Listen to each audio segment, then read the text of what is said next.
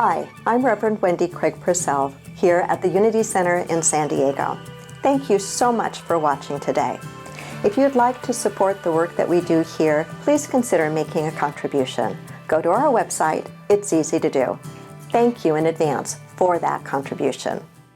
One of the beautiful things I have personally received in my long history of being part of Unity is deeply that message that I am enough and you aren't enough.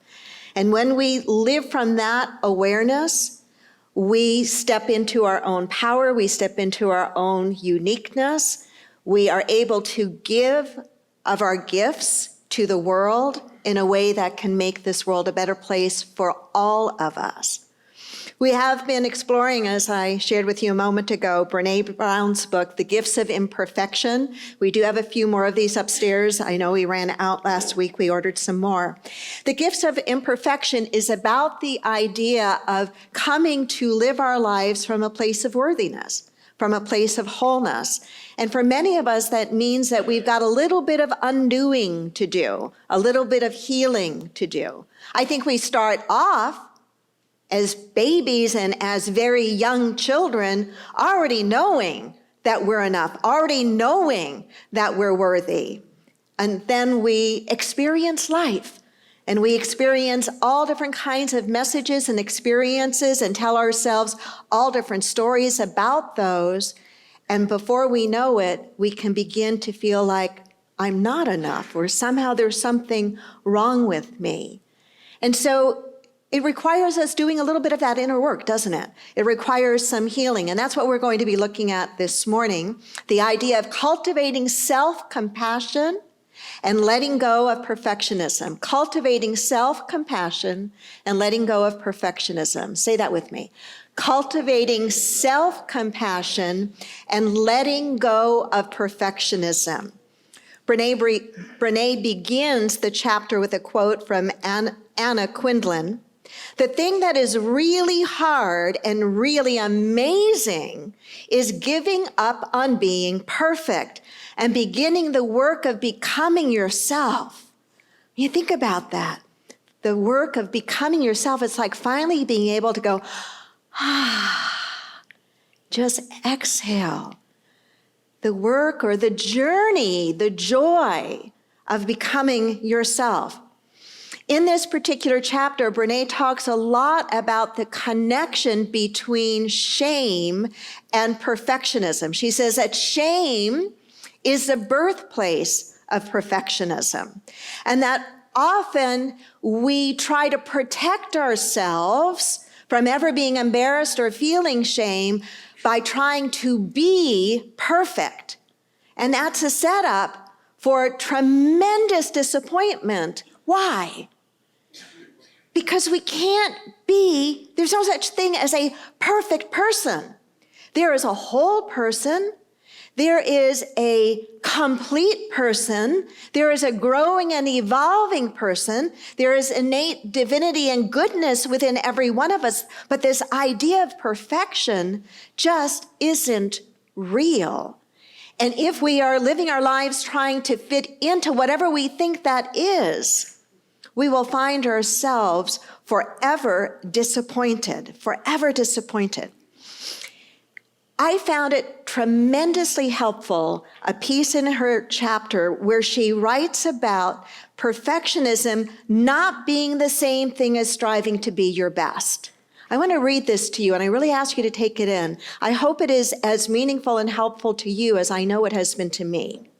She writes, perfectionism is not the same thing as striving to be your best.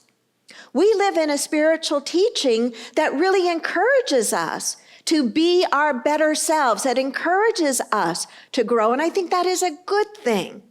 Perfectionism is not about healthy achievement and growth.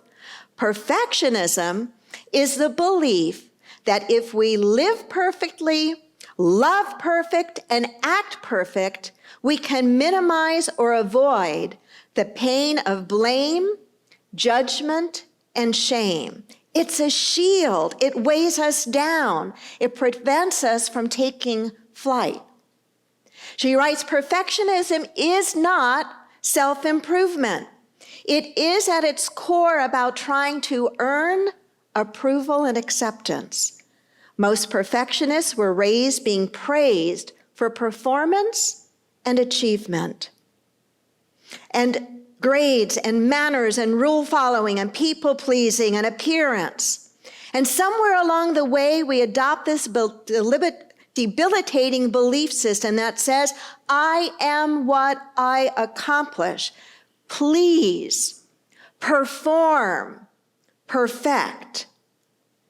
Healthy striving is self-focused. Healthy striving is self-focused. How can I improve?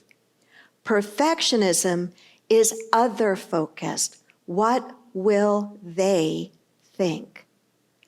Right there in those two lines is such a helpful handle on how to get beneath whether we are operating from a place of genuine desire for personal growth and betterment, or whether we are beating ourselves up with this idea of somehow being a perfect person, living a perfect life, doing perfect work, never making a mistake.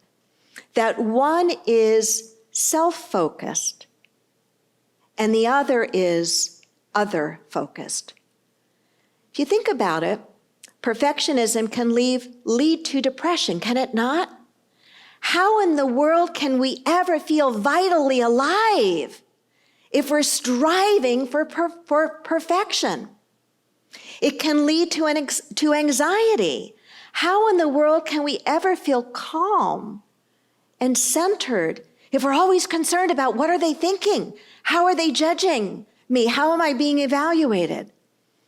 It can lead a person to addiction, literally driving them to drink or anything else, to just kind of numb out.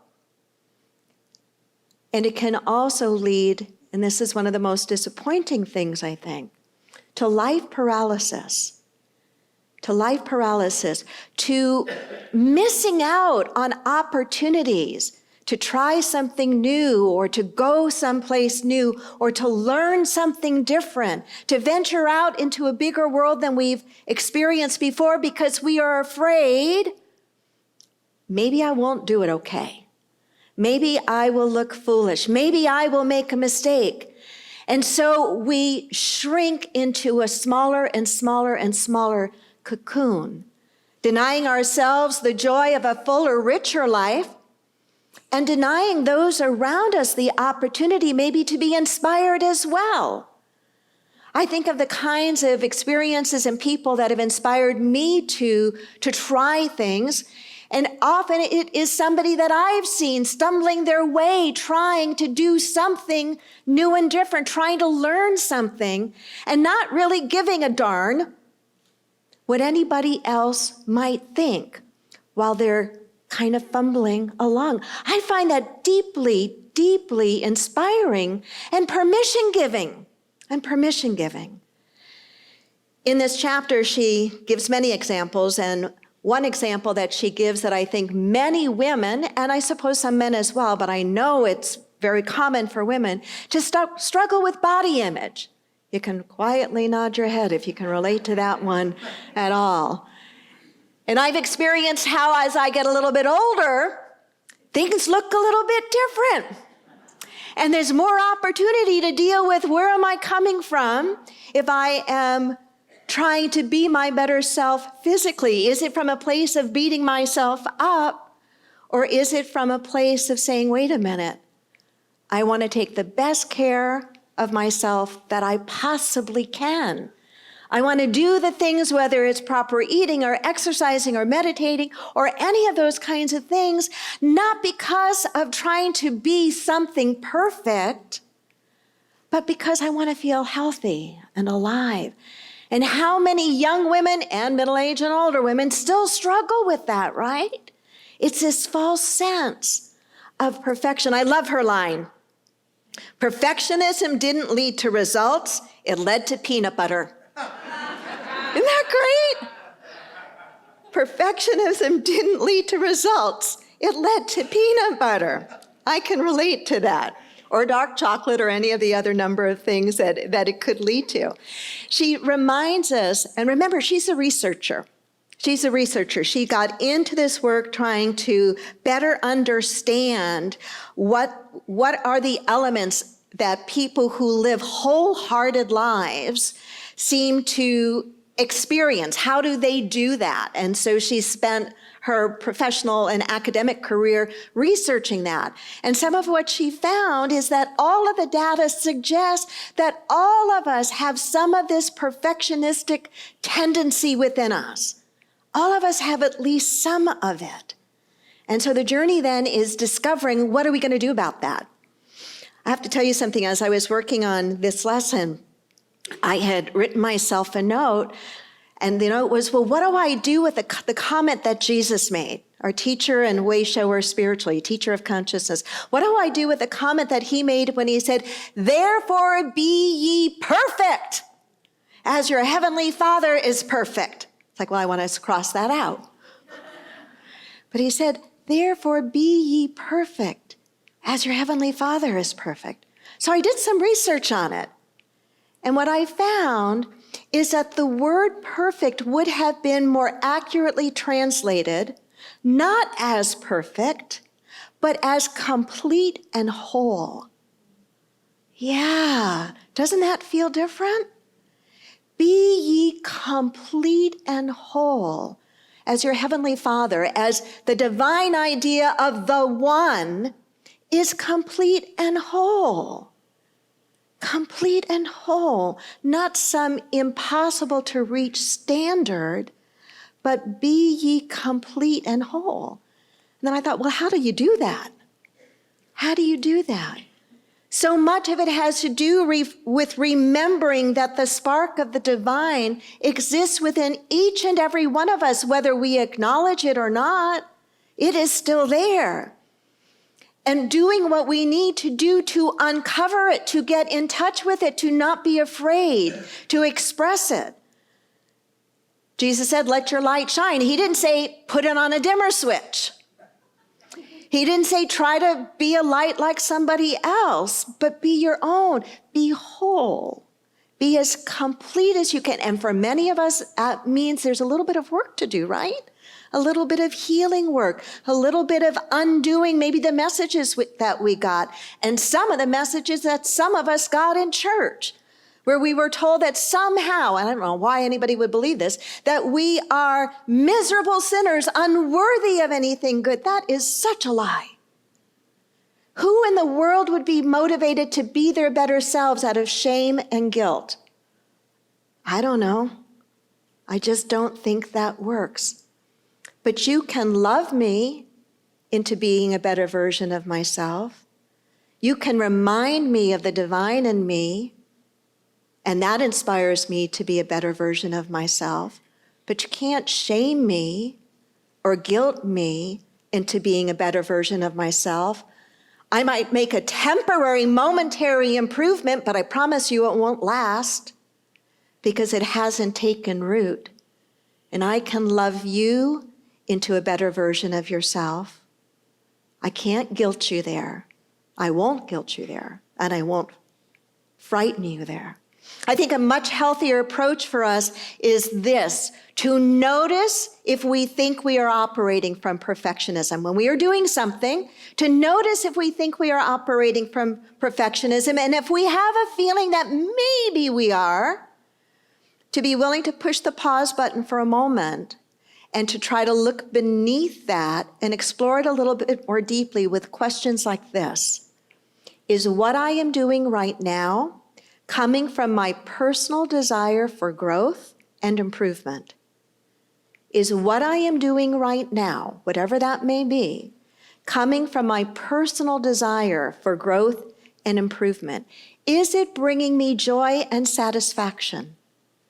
I've shared this with you before. People who've been in my home sometimes and have seen me or know that I love to bake. Here comes the blueberry pie story again. Baking it from scratch, piling it high with blueberries, and actually placing some by hand so it's symmetrically beautiful. Truly, I know there are others of you in the room that cook that way. And I've been teased and I used to feel hurt by it and defensive of it, that you're just a perfectionist. No, you have no idea the joy it brings me. It may not bring you any joy to do something like that. You may think I'm crazy. I don't care if you think I'm crazy. But I know when I am operating from a place of perfectionism versus when I am operating from a place of delight in striving to do whatever I've chosen to do a little better than I did before. I think that's how anybody gets better at anything. But it comes down to, you can't judge somebody else's motivation by their action, right? You can't, that's dangerous.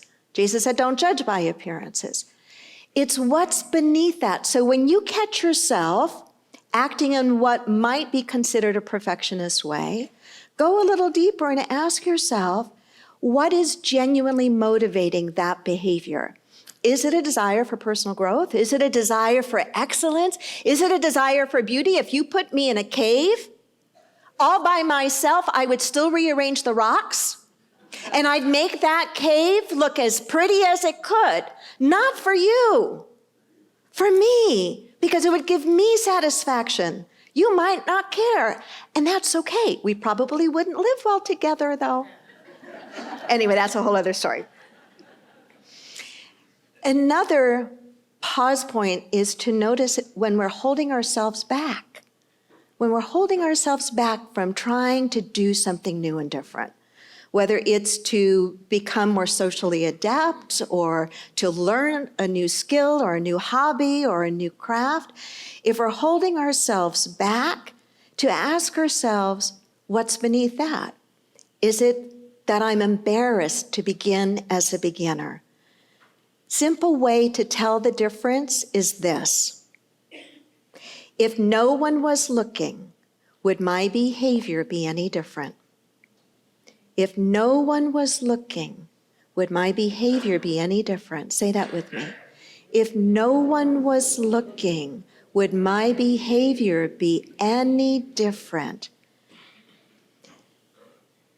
Moving on a bit to this idea of self-compassion. She says that when she did her research and interviewed people who lived from a place of wholehearted living, that she found certain ways of being that they had, that they could speak vulnerably about their imperfections and in a tender and honest way. They could speak about where they're kind of goofy or not very good, but they could speak about it in a tender and honest way. She found that they were slow to judge themselves. Have you noticed sometimes how very harsh we can be on ourselves? How very critical we can be on ourselves? She said wholehearted people aren't like that. They're a little slower to judge themselves, and they tend to give others the benefit of the doubt. They tend to operate from the place that basically everybody's trying to do the best they can, given what they know and where they are in their life at that time. She also writes about, I think she writes about this, or maybe I found it in my research, I can't remember now, about a self-compassion lab at the University of Texas in Austin. Isn't that not awesome? That at a university level, there is a lab, a study to try to understand self-compassion. I think we live in an amazing time where these kinds of important soft skills are being looked at in research and studied to the betterment of the general population, because the more we can begin to understand these things and follow these things, the more whole and complete we will be, and the better part we can play in creating happier families, more harmonious families, better workplaces, better schools, and on and on and on. And in their research in this self-compassion lab, they found that there are 3 essential elements to self-compassion, and they are these: self-kindness, common humility, and mindfulness. Self-kindness, being gentle with ourselves when we suffer or fail, watching our self-talk when we suffer or fail, rather than ignoring our pain or beating ourselves up with self-criticism, trying to understand it. self-kindness, common humanity, realizing that we all fumble, we all make mistakes. Sometimes we all go for the peanut butter. And then mindfulness, and I want to read this part to you about mindfulness because I thought it was very well written. Mindfulness and self-compassion, taking a balanced approach to negative emotions so that feelings are neither suppressed nor exaggerated. Neither suppressed nor exaggerated. We cannot ignore our pain and feel compassion for ourselves at the same time. We can't ignore our pain and feel compassion for ourselves at the same time. Mindfulness requires that we not over-identify with thoughts and feelings so that we are caught up and swept away by negativity. Mindfulness includes both not ignoring our pain, but not over-identifying with it. Not over-identifying with it. I would put it with one general word, and it's the word gentleness with oneself. Be ye therefore gentle with yourself. Be ye therefore gentle with yourself. So I invite you this week to take a look at your behavior. I suspect as Unity students, you probably already do that, but to take a look and notice a little bit more your behavior and ask yourself what's motivating your behavior. Are you coming from a place of being self-focused? Are you coming from a place of joy and satisfaction and learning and growing and raising your own bar a little bit higher because it gives you satisfaction? Or are you other-focused, stopping yourself or creating anxiety or upset inside of yourself because you're afraid of what other people will think? What I have come to appreciate is so often change will begin to happen automatically when I can notice and be honest with myself what's truly going on. In a moment of true honesty and self-reflection, truly noticing what's going on, it's as if everything in my heart and soul is already wired to then make a better choice. And I think that's true for each of you as well. Namaste.